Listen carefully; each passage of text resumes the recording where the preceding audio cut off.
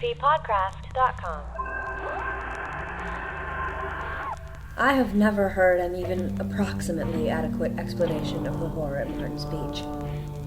Despite the large number of witnesses, no two accounts agree, and the testimony taken by local authorities contains the most amazing discrepancies. Perhaps this haziness is natural, in view of the unheard-of character of the horror itself, the almost paralytic terror of all who saw it, and the efforts made by the fashionable Wavecrest Inn to hush it up after the publicity created by Professor Alton's article, "Are hypnotic powers confined to recognize humanity?"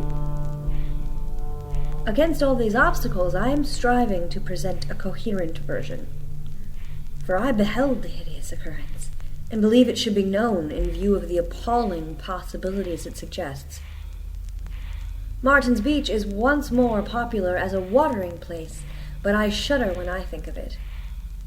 Indeed, I cannot look at the ocean at all now without shuddering.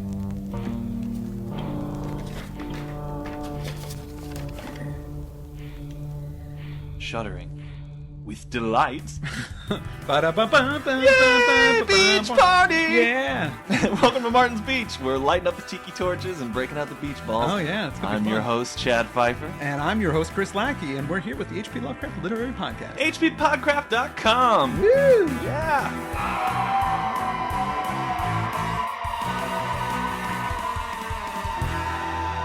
So this is the horror at Martin's Beach we're talking about today. It's not really very much of a party. No, partygoers don't have a lot of luck in Lovecraft's stories. They don't. Things don't normally turn out very well. There's a second title for this story. Yes, The Invisible Monster. Was that its original published title, or is... I don't know.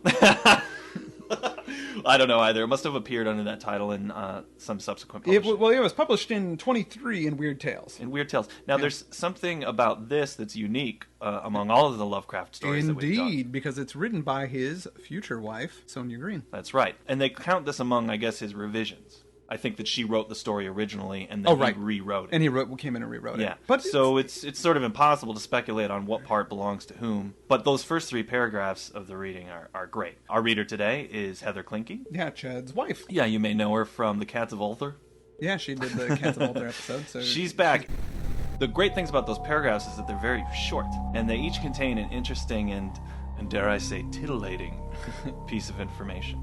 Yeah. Well, we know right from the beginning that something terrible happened, and that there were a lot of witnesses, but nobody can agree on what exactly happened. Yeah, and this is the interesting thing. This article by Professor Alton, "Are hypnotic powers confined to recognized humanity?" Yeah, it seems to be ascribing hypnotic powers to non-humans, whatever that means. Yeah, you know? and I'm sure it won't come up later in the story. I love that he said that the discrepancies in the accounts are amazing. You know, how huge are these discrepancies? Like, I saw Scott Baio transform into a Corvette. No, that wasn't Scott Baio. No. It was a unicorn that transformed into a Pegasus. No, it was a Corvette that turned into the concept of justice. You know, how amazing are these discrepancies? We also know that there's a snooty hotel up there. Oh yes, it's a little fancy hotel. The Wavecrest Inn. The Wavecrest Inn. Yeah, and they're trying to hush it up, which is, they're reacting badly to the publication of this article that you mentioned, because it could be bad for business. Which right away, it's Jaws, man. This obviously predates Jaws. Yeah. But I just imagine the owner of the Wavecrest Inn's like, we've got a whole group of dilettantes coming here, and I don't want any invisible monsters screwing it all up. Dilettantes bring in a lot of money to this town. Those are summer dollars. I don't think that's the first time we'll be referencing. No, it probably won't be. So one thing I thought was interesting about the story is it mentions dates, and the first date mentioned is May 17th, which is the crew of the fishing smack Alma under Captain James P. Orne basically had a 40-hour battle. That's the best. With a sea monster. Yeah, Captain Orne killed this giant marine monster after a 40-hour battle. 40 hours? Yeah. That's almost 2 days. Yeah. Of fighting. I know. What were they doing for that? Well, they must have just been hanging on to it, and the thing trying to pull them away, and they're pulling on the thing. I mean, I don't know if it was bare-fisted, boxing match going on. Yeah, because it's big, but it's not that big. It's big enough that it really gets all kinds of scientists pretty stirred up in Boston when they hear about it. Right here in the story. Here we go. The object was some 50 feet in length, of roughly cylindrical shape. and about 10 feet in diameter. It was unmistakably a gilled fish in its major affiliations, but with certain curious modifications, such as rudimentary forelegs and 6-toed feet in place of pectoral fins, which prompted the widest speculation. Its extraordinary mouth, thick and scaly hide, and its single deep-set eye were wonders scarcely less remarkable than its colossal dimensions. And when the naturalist pronounced it an infant organism, which could have not been hatched more than a few days, public interest mounted to extraordinary heights. The thing's a baby. It's a baby. It's a few days old baby. It's a newborn baby. I don't mean to spoil anything, but right away when I read that, I thought, well, this is a more feminine idea, actually. This is a game that he plays a lot where he shows you the tip of something, and you think that's the monster, and then you find out, no, it was just the monster's eyelash. Right. This thing is much, larger than it could have possibly been. Right. But Sony's clearly setting something up. If there's a baby, then there's a mother. Then there's a mother. Yeah. And that mothering instinct that I'm guessing at this point in the story is going to bring this horror to Martin's Beach. Right. Yeah. I haven't seen anything like that, any maternalism. No, not at all. In not at all. HPL stuff before. Well, it's his, and obviously that might be because Lovecraft's relationship with his mother was somewhat dubious. Yeah. Which we've spoken about before. So. Yeah, she never broke her way out of the insane asylum to, hey, stop bullies from picking on him or anything. No. But anyway, so Captain Orn, once he defeats this monster, he is an entrepreneur, this guy. Absolutely. And he gets like a bigger boat, puts the creature on a big boat, and then charges people admission to come and see it. Yeah, it's basically a sailing museum. I like how he says with typical Yankee shrewdness, he figures out a way to make money on this thing. But that was right out of King Kong in a way. It is, yeah. Somebody posted on our forums a video of a woman talking about how King Kong is actually a Lovecraftian tale. Right, Yeah. They go to that ancient jungle where there's this pre-human society of kind of devolved people that are worshiping this giant monster and offering up sacrifice. Right, and there's all these giant like walls and structures that are made by Cyclopean people or made for Cyclopean things. But again, this story predates King Kong. It does. And everybody's loving this monster, though. The museum, the floating museum, becomes the sensation of Martin's Beach for this summer. It's sort of like Bodies the Exhibition of 1922, You've got to see this thing. And the naturalists, of course, are very puzzled by it. Yeah, they don't know what to make of it. But then something very strange happened. On the morning of July 20th, the sensation was increased by the loss of the vessel and its strange treasure. In the storm of the preceding night, it had broken from its moorings and vanished forever from the sight of man, carrying with it the guard who had slept aboard despite the threatening weather. And, Captain Orn is like, what the f***? I own that thing! What? Yeah. Well, storms hit, and there was a guy that was trying to guard it, and that guy's gone. He went down with it. So Captain Orn spends a lot of time. He spends a few weeks. They say August 7th, all hope was abandoned. Right, so he gets everybody together, and they scour the area and water, and they don't find it. By August 7th, as you say, they gave up. And then there's one very factual, non-Lovecraftian sentence. The horror came on August 8th. Like you say, there's dates in it. It's something. Yeah. It's got to be Sonia's hand. It has to be. Very to the point. But what did happen on August 8th? It was in the twilight, when gray seabirds hovered low near the shore, and a rising moon began to make a glittering path across the waters.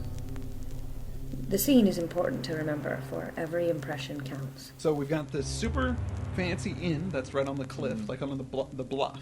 And then just down the beach a little bit, there's this colony of, people that live...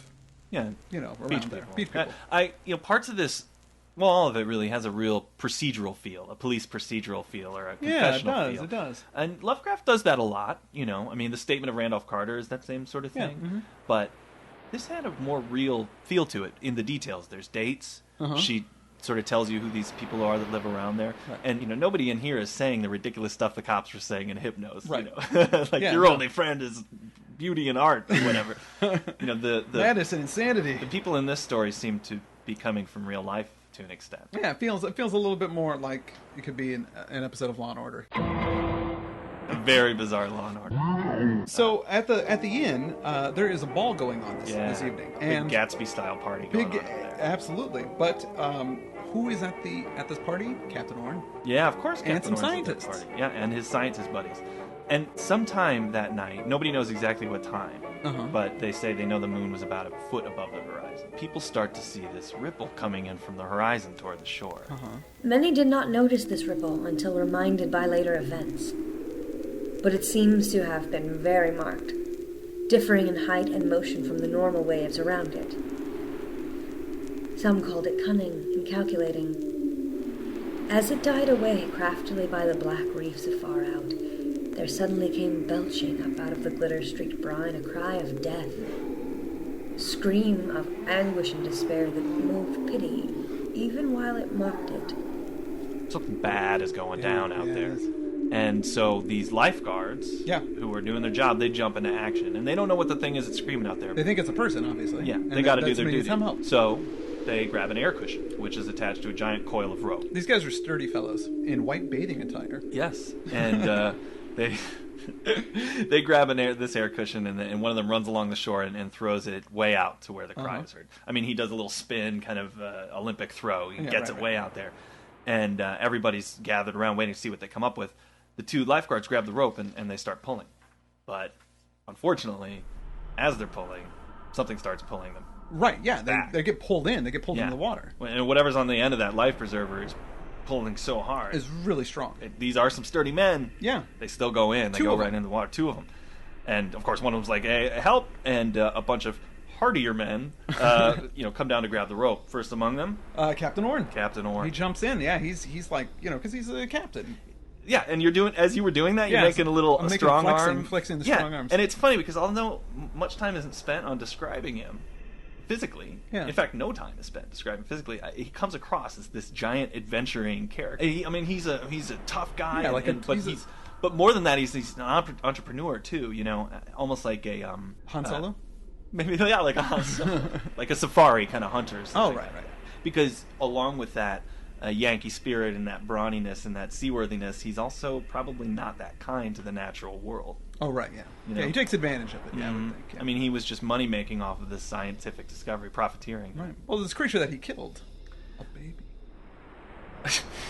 So, anyhow, he and more than a dozen fellas are pulling on this thing. Right. And they don't think it's a drowning man anymore, obviously. Yeah, because it's way too Yeah. powerful. It's all the spectators are like, what is it? What's going on? What could And it be? they Could it be a think whale? it's Could it be a submarine? Yeah, or demons. Demons. Yeah.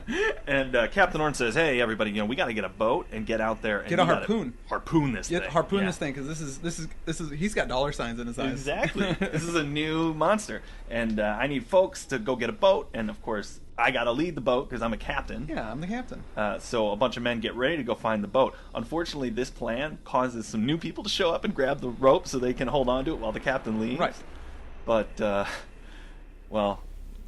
this is when things get really tough for everybody. And now there developed with appalling suddenness the crucial fact which changed the entire scene from one of wonder to one of horror, and dazed with fright the assembled band of toilers and onlookers. Captain Orn, turning to leave his post at the rope, found his hands held in their place with unaccountable strength, and in a moment he realized that he was unable to let go of the rope. His plight was instantly divined, and as each companion tested his own situation, the same condition was encountered. The fact could not be denied. Every struggler was irresistibly held in some mysterious bondage to the hempen line which was slowly, hideously, and relentlessly pulling them out to sea. Say what? Man, I've never read this story before. No, I haven't read it either. Actually. And usually when I run through the ones I don't know, I could see things coming. This actually really surprised me. It did. I didn't know that they weren't going to be able to let go of the rope. It's pretty weird. I read this today It's weird around dusk, and we're in Santa Monica. The fog started rolling in Yeah, while it I was was very reading foggy it, today, and I got creeped out. And this makes a little bit of sense because of, in the very beginning of the story, they mentioned that article about hypnosis being Right. not just for humans. So Yeah, I didn't know how that was going to come into play. at No, all. but I mean now, so with that little setup, it seems like you're like, oh, okay. Yeah. You're kind of, it's so strange, but the fact that they set it up makes it not so strange. So all these people on the rope are frozen, and all Well, the they're- onlookers, they're not frozen. Yeah. They're still pulling, They're but still they pulling. can't take their hands off. Right. Speechless horror ensued. A horror in which the spectators were petrified to utter inaction and mental chaos. Their complete demoralization is reflected in the conflicting accounts they give, and the sheepish excuses they offer for their seemingly callous inertia. I was one of them, and no. I mean, part of the horror is that these people are all now getting pulled into the sea, and the onlookers aren't doing anything. They're just standing there staring. He says that even the people struggling at the rope begin almost being paralyzed by He the or she. circumstance. Yeah, he or she. Yeah. They become kind of silent and fatalistic. There's a great bit of description. There they stood in the pallid moonlight, blindly pulling against a spectral doom and swaying monotonously backward and forward as the water rose first to their knees, then to their hips. The moon went partly under a cloud, and in the half-light the line of swaying men resembled some sinister and gigantic centipede, writhing in the clutch of a terrible, creeping death. Ugh. The centipede thing, that like word picture, just really grabbed me. Yeah, well, I mean, it's all these people tied to a rope, and then there's kind of the ocean, pulling it, kind of not just straight out. So there's the people are sort of, moving in sort of a wave, like it's like a centipede. And not only are the men being pulled into the water, and it is all men. I mean, it makes sense that the men would be the ones to go down and try and do this. Right. But It's man's work.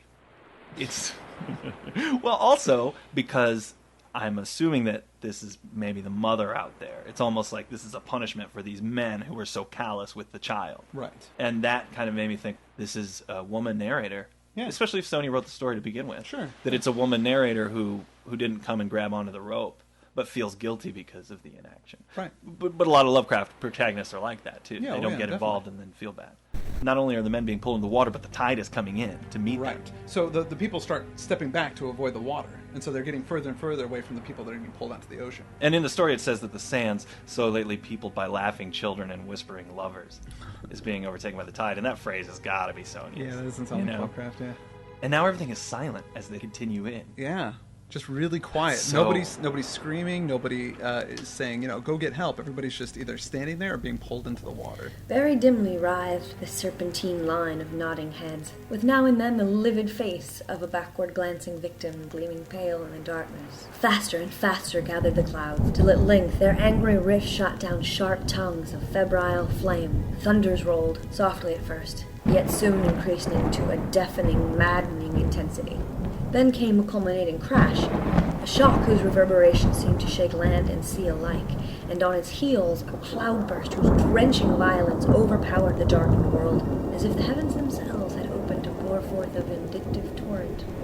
A storm frickin' just comes out of nowhere. They're being pulled in the water, the tide's coming in, and now rain is pouring down Yeah. on these people. Doom! Doom. Well, not just rain, it's thunder, it's lightning, Yeah. it's, a storm, kabam. It's not just a big sea monster, it's not just a big sea creature, it's something that, has the power of nature behind Yeah. it. Well, all the onlookers, they run up to the hotel veranda, and the people inside the hotel, they've been getting the news of what's going on out there, so Right. they're freaked out as well. I thought it was semi-amusing that he said some of the people retired in terror to their rooms. How does one retire in terror? I guess that's where you're really scared, but you pretend not to be. Yeah. It's like, oh boy, I'm tired. And all the while you're sweating and shaking. Yeah. It's probably exactly what it is. So, you know what? That's a pretty good turn of phrase then, now that you've explained it to me. I recall thinking of those heads, and the bulging eyes they must contain. Eyes that might well reflect all the fright, panic, and delirium of a malignant universe. All the sorrow, sin, and misery. Blasted hopes and unfulfilled desires, fear, loathing, and anguish of the ages since time's beginning. Eyes alight with all the soul-racking pain of eternally blazing infernos. That's Wow. definitely Lovecraft. Yeah, that feels like it. As the protagonist is studying the heads going into the water, The people, the captain, all of them being dragged in out to sea. she notices another eye, a single eye, equally alight, yet with a purpose so revolting to my brain that the vision soon passed. The eye! The single eye, just like the baby had. Yep. Oh. And with that, there's a last lightning crash, Yeah, the storm yeah. stops, and everything's calm again. yeah, it's weird. He says there's a great a mad cataclysm of satanic sound. Yeah. Rodney James Dio. That's what it was.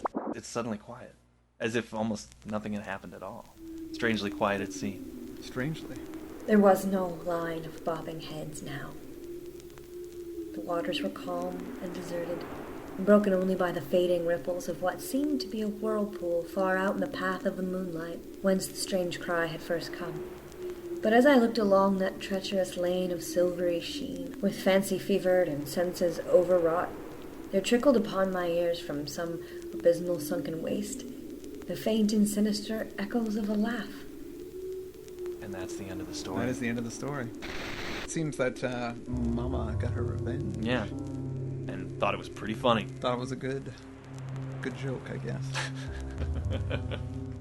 So, like I said, the story was originally published in 1923 in Weird Tales, but was written in 1922, which is before Lovecraft and Sonia got married. They met at some convention? In Boston, yes. They weren't married until 1924. Supposedly, Lovecraft told her, and this is from one of her mentions, that she was the first woman that he'd ever kissed in his adult life, yeah. Supposedly his mother and aunts didn't give too much affection, so... Yeah. Well, a kiss from them would be a little different anyway. Well, sure, but he said period, kiss period. Really? Yeah. Oh man, that's the implication. Yeah. It's really tough. But this is another kind of interesting thing that Sonia said about Lovecraft that you can take this as you will. She said that Lovecraft, she described him as an adequately excellent lover. That's so. What does it mean? I don't know. He's adequate or he's excellent. Yeah. How can he be both? She's adequately excellent? Well... Like good enough, like good but not great? Or he does the things an excellent lover would do. But he doesn't do them well? Yeah, very adequately. I don't know. When you said that, though, about him never being kissed, it reminded me of that Mr. Show sketch. You know, the one where they're like, my father touched my butthole. Do you know what I'm talking about? It's a sketch where basically they're saying people who have good childhoods don't turn out to be very good artists. So it's a program. We'll put the sketches on YouTube. We'll put it in our show notes. But it's they're basically doing different things to children to make sure that they turn out to be really good artists, like withholding affection or over-mothering them. Right. And Einstein says that his father touched his butthole. That's why. That's why he's a genius. Anyway, that's off topic. That's completely off topic. Tell me more about Sonia. Not necessarily off topic, because Lovecraft, he was doing totally awesome, unique, strange, bizarre things, and maybe if he had a happy childhood, he wouldn't have done all this cool stuff. That's exactly right, yeah. So... Yeah, the outsider might not have happened if he wasn't an outsider. Yeah. If he was the insider, it would be really boring. Yeah. He probably would be too busy having fun and enjoying his life to write anything down. Exactly. There's a 1961 movie called Gorgo. It's a British film, and it's I'll put the link up to the YouTube trailer for it. But it's a monster movie about how these guys capture the sea monster, and it's like, I don't know, 10 feet tall, 12 feet tall, and they're like, oh, this is awesome. And then the guy, one of the scientists at the trailer, he goes, you don't understand, this is the baby. And then they show like a picture, and he goes, if that's the baby, then this thing must be 200 feet tall. And it's like, it's crappier looking than Godzilla. Like it's some of the worst special effects ever. But it's basically the story. And there's also a Peter Benchley story called The Beast, I believe. Yeah. Which is sort of the same thing as this. That was made into a film as well, I think, made for TV movie. Oh, right. It was. In Jaws, they do something similar. It's not a baby, but they catch a smaller shark first, tiger shark, and they think that's the one that's responsible. And, of course, that's not the real shark. Yeah. It's not a baby, but, I mean, giving you the small one to show in scope how much larger the threat really is. Right, yeah, definitely. And but this is kind of a revenge story. This is the nature revenge story. You're right, absolutely. It's... Which might be more appropriate to reference Jaws 4. Oh, yeah. Yeah. Man, Jaws 4 is a great movie. I love that movie. Michael Caine, Mario Van Peebles. You know what's terrible about that is, for some reason, when I was a kid, I loved reading novelizations of movies. So I read the book Jaws 4. No. Yeah. And there's stuff in there about voodoo drums and the shark and all this. Ridiculous. Why did I read the novelization of Jaws 4? You must have had a lot of free time on your hands. I'd be so much smarter if I got that time back. You know? What was I doing? It's a cool story. It doesn't feel quite Lovecraft, and I think Sonia's influence in there is definitely felt. And it makes me wish that they actually had collaborated on more things. Yeah, I really thought that she kind of keeps it a little bit more grounded. Yeah. You know, like Lovecraft really goes, nuts with his descriptions and kind of goes down these paths that don't really go anywhere just because he's so, which is cool. But I like this kind of merger. There's some interesting stuff about her. I was reading some, I'm brushing up on my Sonia Greene stuff. When they lived together in New York, Lovecraft, he was super racist. He didn't even like walking on the sidewalks because he didn't want to walk with the rabble, And she was like, hey, I'm Jewish. Yeah, she's from the Ukrainian. Ukraine, yeah. I'm a Ukrainian Jew, and you're cool with me. What's your problem? And he just, dismissed her. Yeah, well, yeah, whatever. She really did seem to have genuine affection for Yeah. him. And from what she's got an interesting back because she was married before she married. she was, Lovecraft. and she had a baby boy that died very early, and then she had a Yeah. daughter that. So Lovecraft had a stepdaughter, which Yeah. nobody ever really talks about. No, and she actually went on to be a successful journalist She under did. the name Carol Weld. But she had a pretty tense relationship with Sonia. Yeah, they had a falling out, and not exactly sure exactly what happened, but Sonia Greene wrote a biography about herself, an autobiography, and doesn't mention the fact that she had a daughter at all in her autobiography. That is cold lunch. That is that is some cold lunch. That is some cold lunch. Can you imagine? Oh, Yeah, that's fortunately, I could see Lovecraft's attraction to her now. what? I'm serious. His mom was kind of a I see what you mean. kind of a bitch. You know what I mean? Right.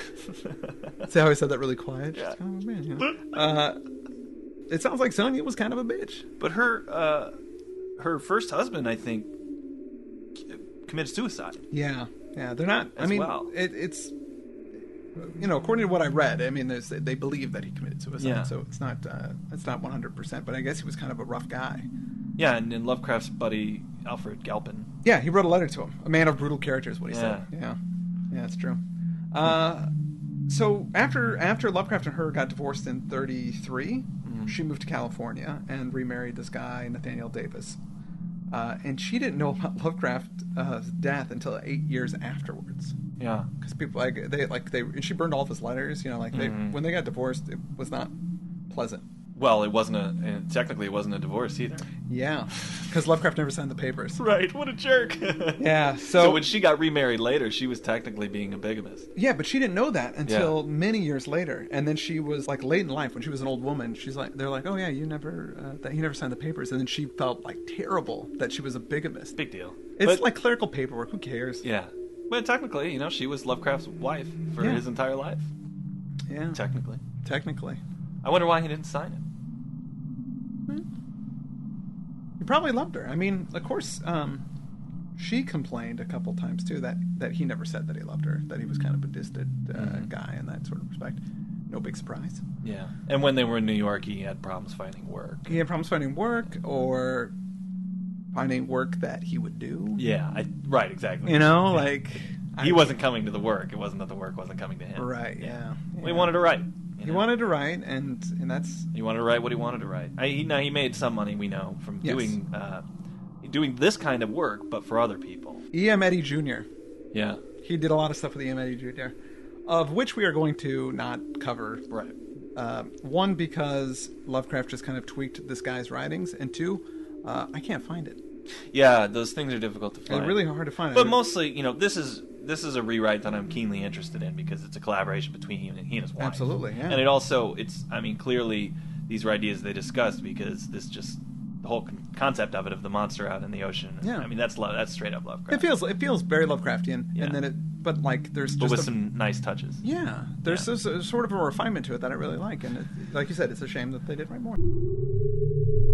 I would say, though, I think that everybody can agree this is possibly the worst beach party of all time. Yeah, I have to say it's a pretty terrible beach party. All those people died. Yeah, And all those people watched. that's There's a human component, too, when they say people can't all agree on what happened. I wonder how much of that is due to their guilt because they stood there and watched it happen. oh yeah. And I wonder how many of the people stood there and watched it happen because they were hypnotized and how many people just they didn't want to get near it because the tide was coming in and the rope was going in and Right. people couldn't leave.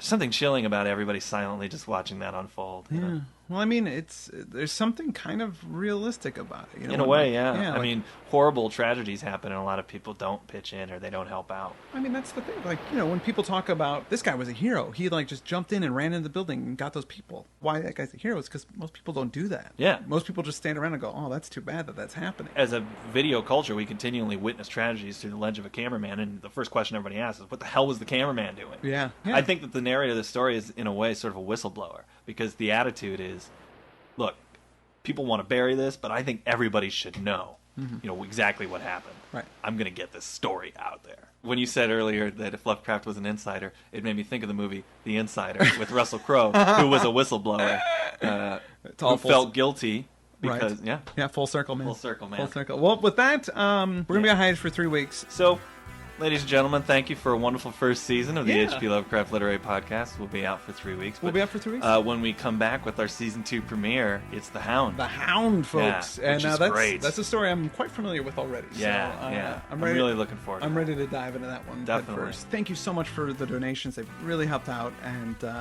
we're hopefully going to be doing some changes the next season. Maybe update the website a little bit. We've got a new offer that we're going to have after this that we're going to keep the lid on. And in the second season, we're going to do an episode in 3D. Oh, right. Yes. Which I won't get into too much now, but it's going to be really fun. So you guys should look forward to that. Yes. It's going to be something that you're going to have to do with friends. Yeah, it's going to be great. So try and figure that one out. So I want to thank my lovely wife, Heather Klinke, for doing a great job reading. Good job reading. And I'm Chris Lackey. I'm Chad Pfeiffer. And this has been the HP Lovecraft Literary Podcast. HPPodcraft.com. HPPodcraft.com.